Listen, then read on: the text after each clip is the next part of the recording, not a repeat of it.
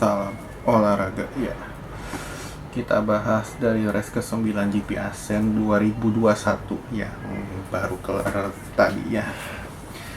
Yang di dalam jedanya dengan GP Jerman hanya selang seminggu doang.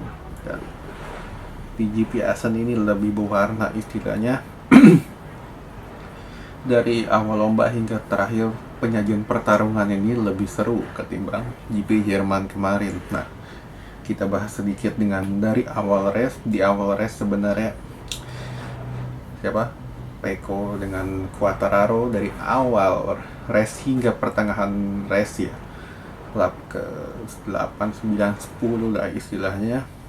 Di tikungan ke 5 atau 6 Pecco dilibas dengan senjata andalan Yamaha, yaitu speed cornering, yang musim ini gila banget kalau gue bilang ya.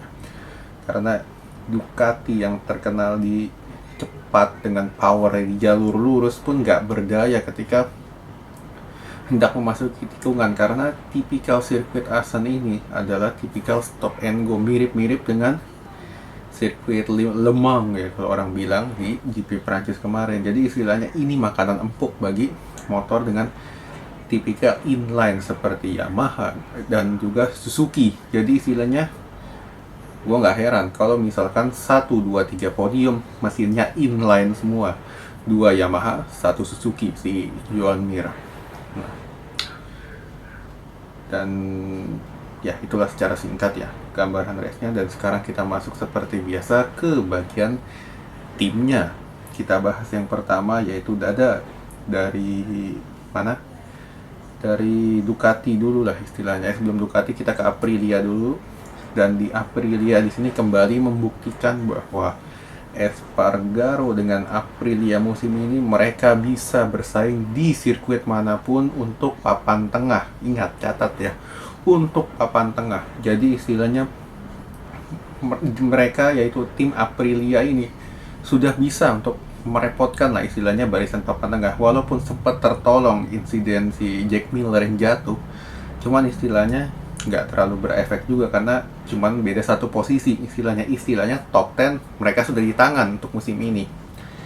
Nah, untuk Aprilia di race ini walaupun nggak begitu kelihatan, cuman istilahnya ketahanan mesinnya ini sudah lebih membaik, sudah ada progres lah istilahnya. Kalau misalkan motor seperti Yamaha, Ducati itu sudah 100%, Aprilia ini mungkin dari yang musim sebelumnya hanya 60%, di musim ini sudah masuk hingga 70 hingga 75% untuk peningkatannya. Jadi istilahnya gapnya nggak begitu terlalu jauh lah istilahnya dalam dalam melibas setiap lap demi lapnya.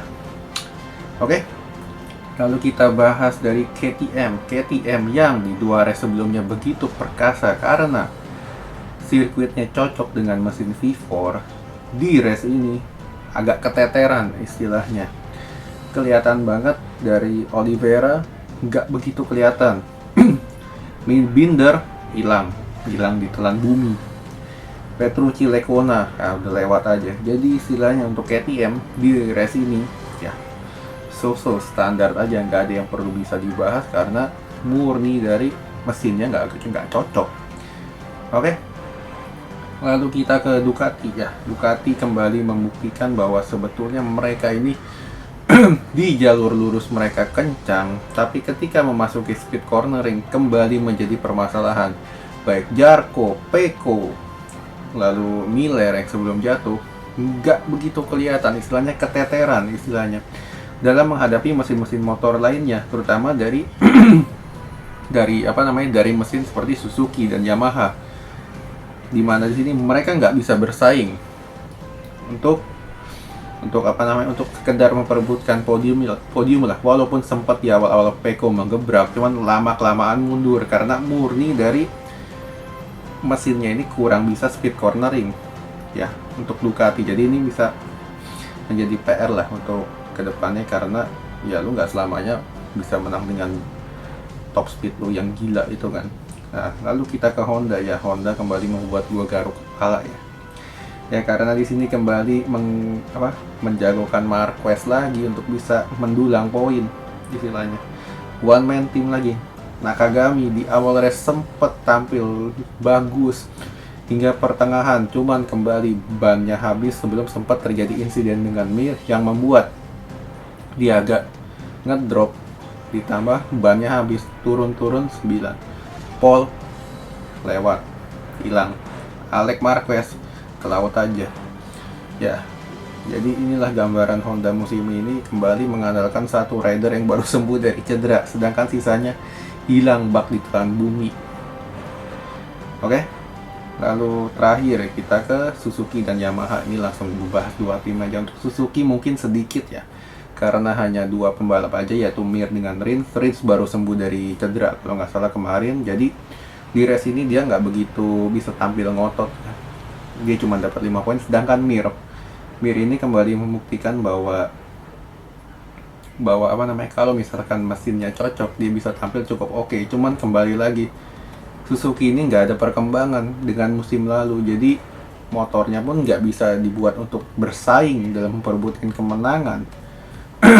Terutama ketika mereka melibas lap demi lap. Oke, lap 1-2 lap mereka cukup unggul lah, cuman lomba ini kan nggak cuma 1-2 lap, mereka punya 27 lap dan Suzuki kembali keteteran di sini.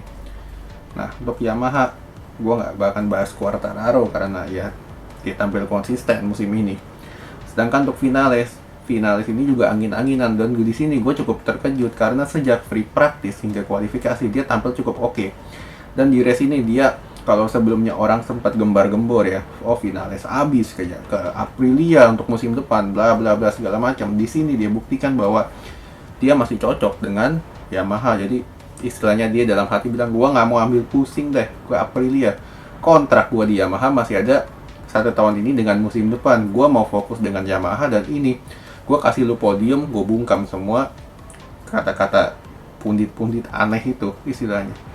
Ya, ini istilahnya Asen kembali menjadi sirkuitnya Yamaha. Oke, sekian dulu.